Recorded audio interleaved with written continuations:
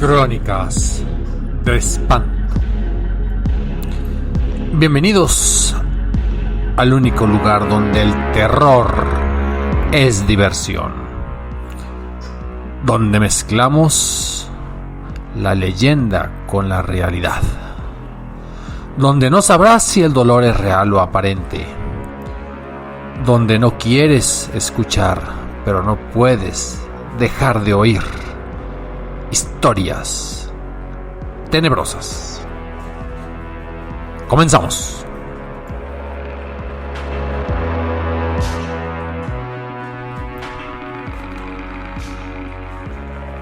Hay edificios que definitivamente, producto de su historia y de las personas que habitaron, tienen vibras, diríamos, sensaciones, algo más. Y si no lo tienen, el simple hecho de contar a cualquier residente, inquilino, visitante lo que ocurre ahí provoca una sensación que ya nos deja incómodos. Es el caso de una casa de la cual yo les voy a contar en este momento,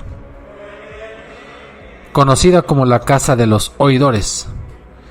Nada menos que aquellos temibles religiosos cuyo fin principal era procesar todas las acusaciones de la Inquisición. Si bien habría que corregir esa leyenda negra respecto de la Inquisición en el caso de la Nueva España y del Virreinato, porque la cantidad de personas que murieron o fueron ejecutadas en realidad ni siquiera superó el centenar en casi 300 años de vida, pues no deja de ser tampoco importante pensar que efectivamente esta fue una organización que causaba el pavor de todos aquellos que eran víctimas de alguna acusación. ¿Cómo era esa casa y qué hacían los oidores famosos?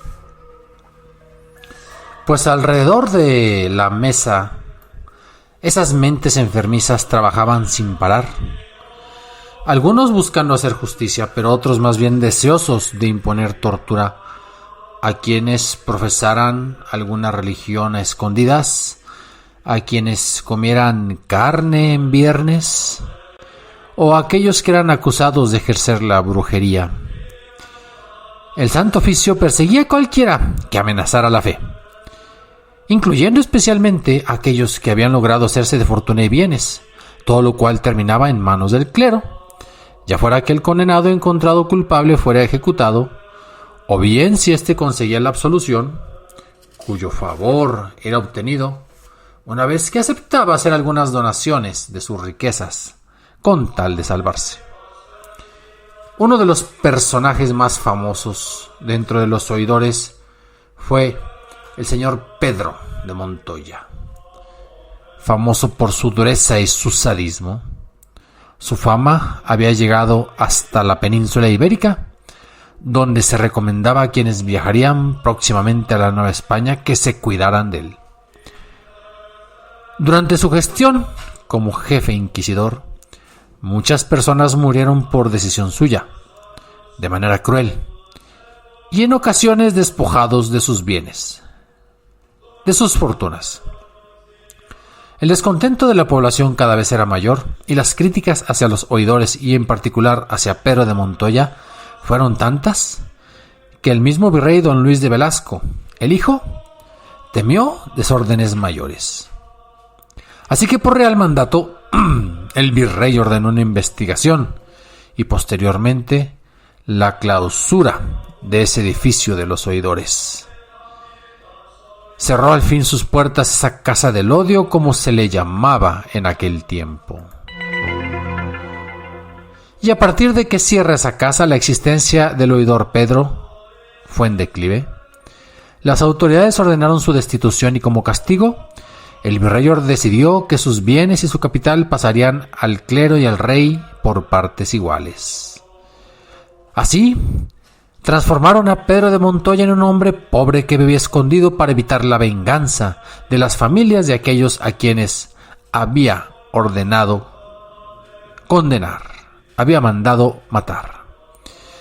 Se cuenta, y esto es leyenda, que murió de la más lastimosa manera, miserable y sepultado en la fosa común. Pues la casa de los oidores permaneció cerrada, en completo abandono, hasta que en el año de 1711 se alojaron provisionalmente en ella unos misioneros, unos religiosos. Dada la incapacidad del cercano convento de San Francisco de alojarlos, ahí se quedaron para dar pie a la leyenda del inquisidor y las ratas. Desde la mañana en que se trasladaron, los frailes se ocuparon de limpiar el polvo, quitar las telarañas, retirar las basuras acumuladas por décadas y décadas de abandono. Acomodaron sus camastros de madera en los corredores, los superiores en algunas habitaciones y en salones. Así les dio la noche. Fray Tobías, Fray Peredo, Fray Domingo y el más joven Antonio, ocuparon el gran salón de los oidores. Instalaron sus camastros uno junto al otro. Detrás de ellos se alzaban las cajas de gruesa madera, que en su tiempo archivaron los dictámenes emitidos por los funcionarios del Santo Oficio. Al frente, a unos 5 metros, se encontraba, firme, amenazante, la mesa de reunión de los anteriores oidores.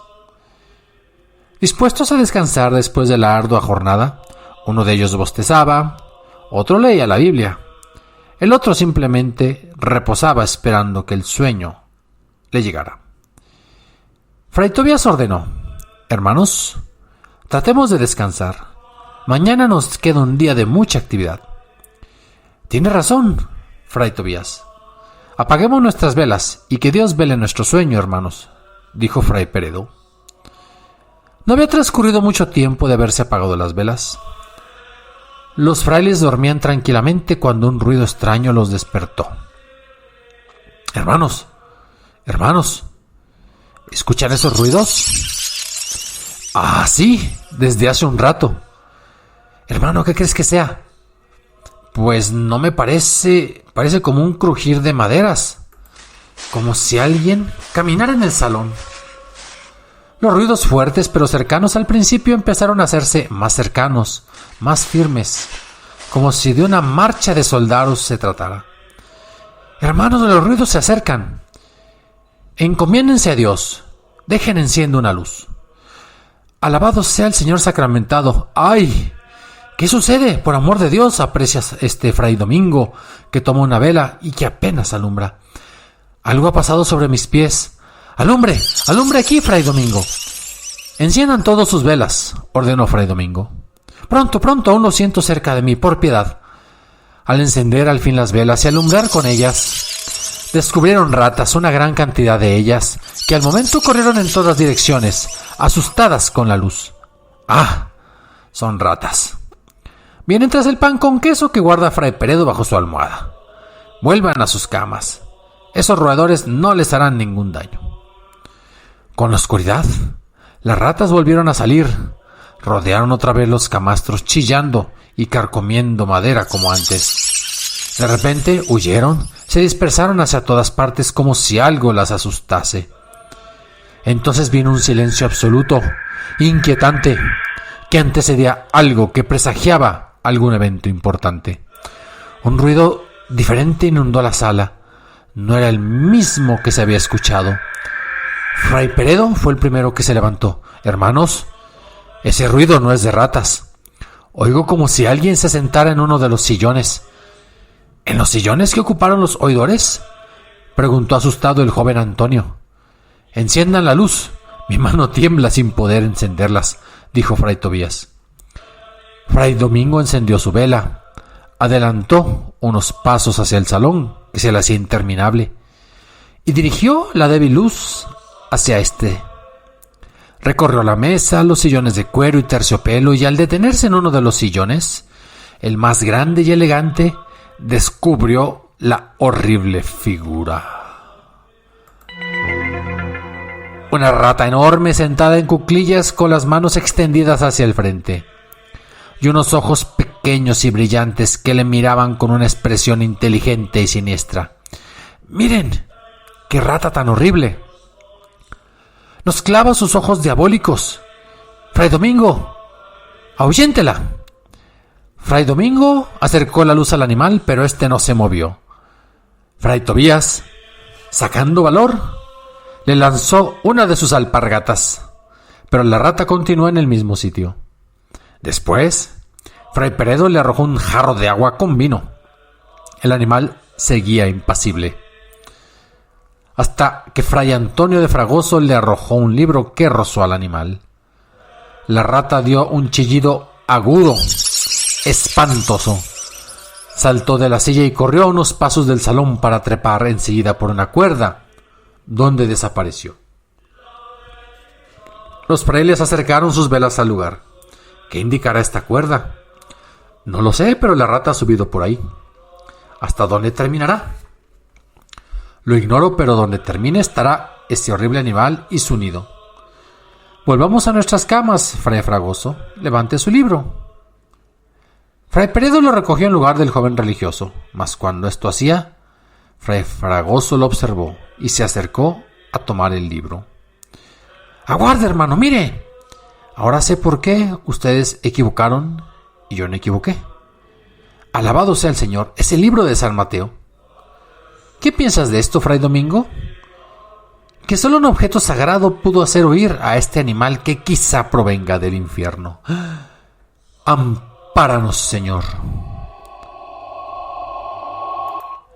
El trabajo y la claridad del día siguiente consiguió aligerar el ánimo de los frailes y hacerles olvidar la vivencia de la noche pasada.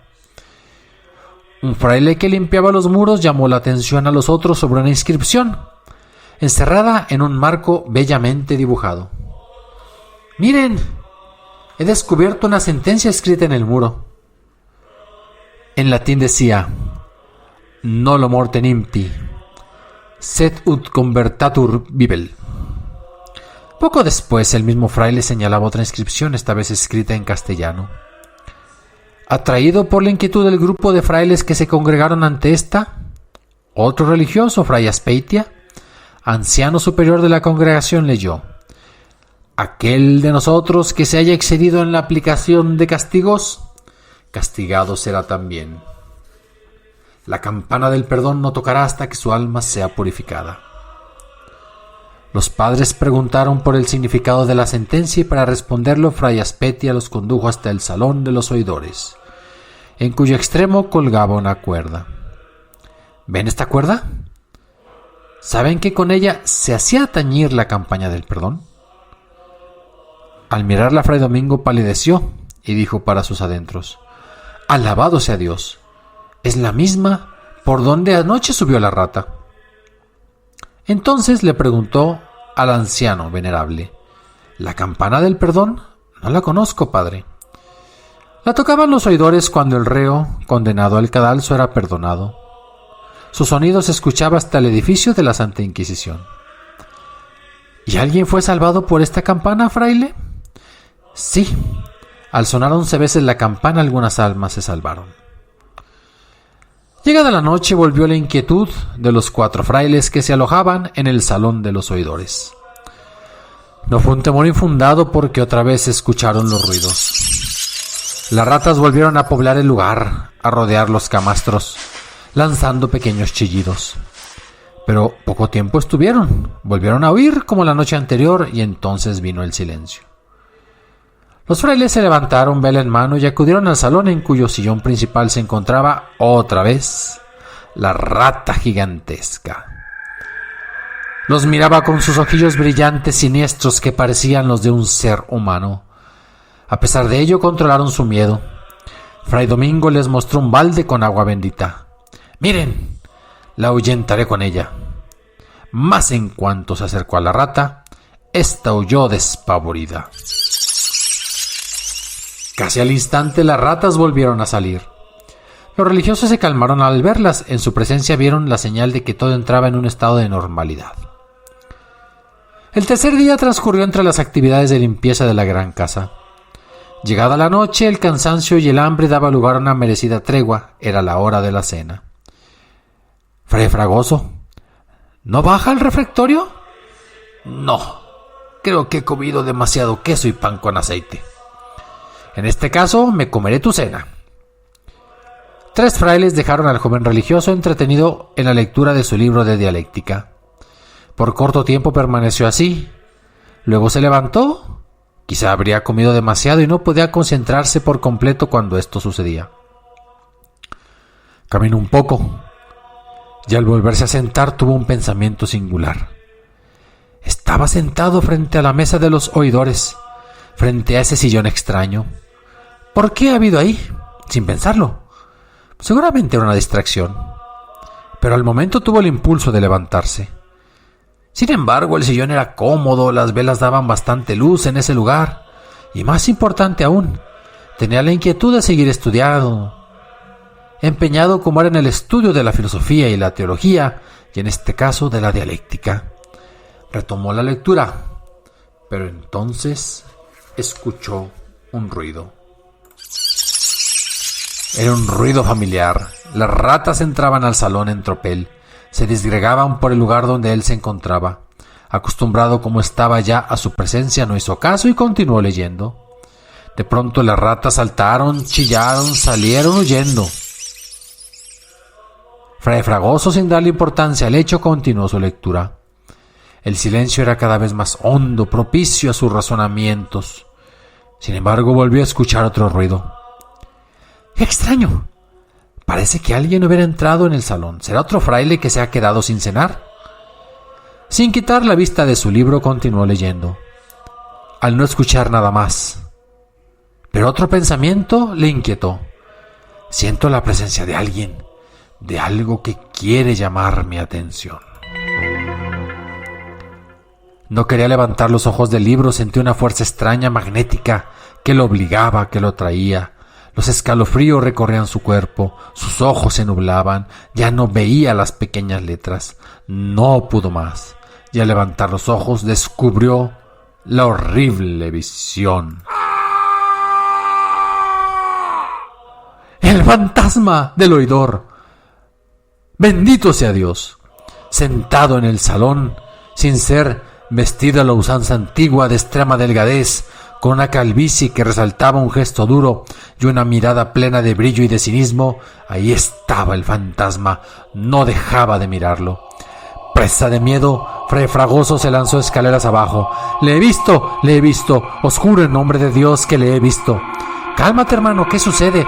Un fantasma, el fantasma de un oidor sentado en su sillón. Y saben, hermanos, se parece a la rata. ¿Cuál rata?, dijo Fray Azpeitia. Fray Domingo aclaró. Una rata gigantesca ronda en nuestro salón, padre. Pero creo que Fray Fragoso se ha sugestionado. ¿Cree que las ratas son fantasmas o los fantasmas son... os aseguro, Fray Domingo, que el fantasma de ese oidor tenía el mismo rostro que la rata. Bah, tus figuraciones. Vamos todos al salón, ordenó Fray Domingo. Los 4 frailes regresaron al salón y Fray Domingo trató de calmar los ánimos del joven. Recorrieron la estancia, todo se veía en calma. Fray Domingo ordenó que se acostaran a descansar. Al día siguiente, la luz matinal alejó los temores. Los religiosos casi acababan de instalarse y terminaban de quitar los cuadros e imágenes de los oidores, los que aún quedaban. Con el apoyo de unas escaleras, Fray Fragoso se saltaba ante el último cuadro de la galería situada en esa ala de la casa. Sin embargo, al descolgar el cuadro sintió un terrible escalofrío. Debajo de la capa de polvo que cubría el cuadro brillaron unos ojos siniestros. Fray Fragoso soltó el cuadro, que cayó en el suelo. Dios me ampare, es el oidor, es el fantasma. Con los gritos sus compañeros de dormitorio se acercaron. ¿Qué te sucede? Miren, es el rostro del oidor, del fantasma que vi anoche sentado en el sillón. Tiene un rostro ratonil y ojos demoníacos, idénticos a los de la rata que hace huir a los demás. Dios mío, ¿creen que esa rata encarna el alma del oidor? La conversación se interrumpió cuando un fraile que limpiaba el cuadro en tanto escuchaba y lo mostró libre de polvo. Miren, si estoy en lo cierto, es Pedro de Montoya. Fray Peredo agregó: dicen que fue uno de los más crueles en la aplicación de castigos en las cámaras de tortura. ¿Qué piensas de todo esto, Fray Domingo? Tú eres el más viejo, junto con Azpeitia, pero también ustedes son los más sabios. Pienso que el alma de este desdichado anda penando la crueldad que mostró en vida y busca su perdón. ¿Y crees que lo alcance? Creo que nosotros tenemos el deber de hacer que lo logre. Y será esta misma noche. Ustedes serán testigos, señaló Fray Domingo de forma determinante. Fue el día más largo en la vida de los 4 frailes, pero a su término llegó, y cerca de la medianoche los frailes supieron que era el momento. Las ratas salieron, merodearon, y pronto huyeron, dando chillidos espantosos. Desde sus camastros de pie los frailes esperaban. Llegó el silencio y tras él, en el sillón principal de los oidores, apareció una luz que semejaba gasas delgadísimas que se disolvían. Tras ella tomó forma una silueta, cuyo contorno se iluminaba vivamente, lo mismo que 2 puntos al centro del rostro que no se veía. Lentamente, tras la luz más tenue, el espectro se dejó ver por entero. Sentado con majestad, la cabeza levantada al frente, su calva brillante, los ojos firmes y la boca apenas una línea acostumbrada a la ironía, creó una mueca en su intento por suavizar su expresión. Entonces se dejó escuchar una voz ronca, hueca, cuyas cuerdas vocales se articulaban con dificultad, como si estuvieran enmohecidas. Os agradezco vuestra ayuda generosa para mi alma, atormentada en los confines infernales. Fray Domingo, anteponiendo su miedo, preguntó: ¿acaso penas por el exceso de crueldad que mostraste al aplicar castigos a gente inocente? Mayor castigo vengo sufriendo desde que mi alma abandonó su envoltura carnal. Díganos, ¿cómo podremos liberarlos del penar? Hagan una procesión con el Santísimo. Recen por mi alma hasta que hagan sonar la campana del perdón. Se lo prometemos en nombre de esta comunidad. Retirémonos ahora y aguardemos el veredicto del Señor. Cuenta la leyenda que el horrible fantasma se diluyó entre las sombras y en su lugar quedó una rata, la enorme rata que escapó, al tiempo que Fray Tobías y Fray Antonio se desmayaban. Muy temprano, al día siguiente, Fray Antonio, ya enterado, le comunicó a Fray Azpeitia lo que había ocurrido, el padre superior de la congregación. Luego de escucharlo, el venerable anciano decidió atender la petición del muerto. Pasado mañana viernes se hará la primera procesión para salvar a esa alma. Durante 3 viernes seguidos se celebró la procesión en voto del alma del oidor Montoya. Así también, después de los maitines, la congregación se entregó a la oración, en solicitud del perdón por el alma en pena. Y una noche, en fin. Escuchen, hermanos, la campana del perdón está tañendo. Bendito sea Dios que nos ha escuchado. Irá a su descanso el alma del oidor Montoya. Impulsados por la curiosidad, los frailes acudieron al lugar donde ésta se encontraba. Pero se llevaron una sorpresa. La rata gigantesca subía por la cuerda y tras ella subían las ratas rápidamente, atropellándose, mordiéndose las patas, tratando de atraparlo en una persecución encarnizada, la cual hacía sonar la campana con su movimiento. Miren quién hace sonar la campana del perdón. ¡Las ratas! Parece que la persiguen. Miren, se pierde más allá del techo. ¿Hacia dónde irán, Fray Domingo? No traten de averiguar cosas del arcano. Los frailes oraron esa noche, la última en que se sintió el temor en la casa de los oidores. Huyeron los roedores desde entonces. Y no se volvió a aparecer la rata gigantesca, ni el fantasma del oidor Pedro de Montoya, según cuenta la leyenda. Así es, la rata y el inquisidor. Esto fue Crónicas de Espanto. Hasta la próxima.